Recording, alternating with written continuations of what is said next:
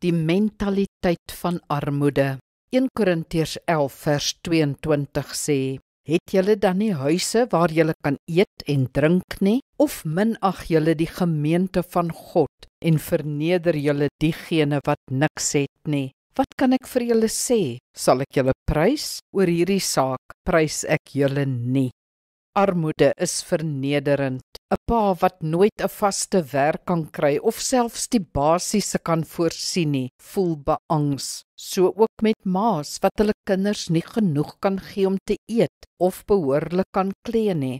Navorsing bewys dat daar 'n mentaliteit van armoede ontwikkel. Na aanvanklike hoopvolle probeerslae om werk te vind, gee mense moed op.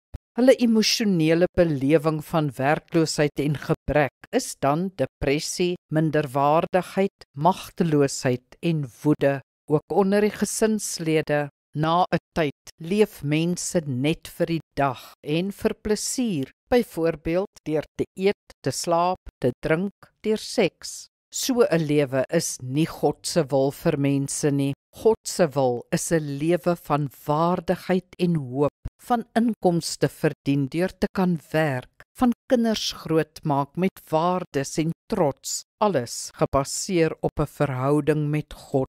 Dis hoekom ons as Christene betrokke moet raak.